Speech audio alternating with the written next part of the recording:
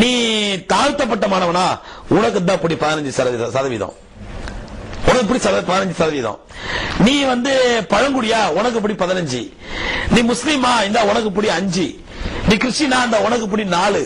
இப்படி பிரிச்சு கொடுக்கறதுனால என்ன ஆகும் அப்படின்னு சொன்னா, உதாரணமா ஒரு தாழ்த்தப்பட்டவனோ, ஒரு பழங்குடியோ, ஒரு முஸ்லீமோ கிறிஸ்தவனோ அல்லாத ஒரு அதர் காஸ்ட், இது சொன்ன எல்லாம் ஒரு பிராமணர்களுக்கு சப்போர்ட் பண்றாரு, பிராமணர்களுக்கு சப்போர்ட் நான் சொல்லல, அதர் காஸ்ட் எடுங்க.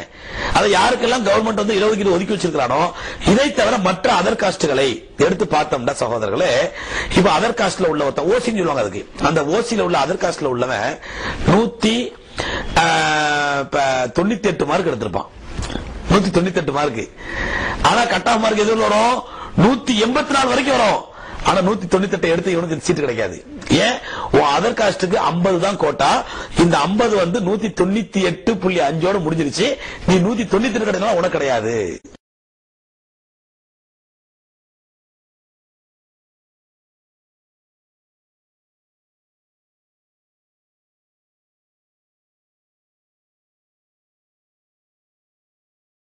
வந்து 1000 2000 சீட்ல 1000 சீட்ல அதர் காஸ்ட் சொன்னா அது அதர் காஸ்ட் 198 முடிஞ்சிடும். 198.5 முடிஞ்சிடும். இவர் 198.4 எடுத்திருப்பாரு, இவனுக்கு கிடைக்காது. யாருக்கு? அதர் காஸ்டுக்கு.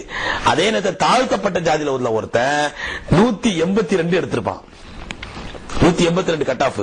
ஆனா அவனுக்கு கிடைக்கும். ஏன்? அவன் கோட்டால அவன் கிடைச்சிருது. அதர் காஸ்ட்ல 198.4 எடுத்திருப்பான், அவனுக்கு கிடைக்காது. தாழ்த்தப்பட்டதுல 182 எடுத்திருப்பான், இவனுக்கு கிடைக்கும். எந்த விதத்துல நியாயம்? அந்த பையன் எத்தனை கனவுகளோடு எவ்வளவு கஷ்டப்பட்டு படிச்சிருப்பான்.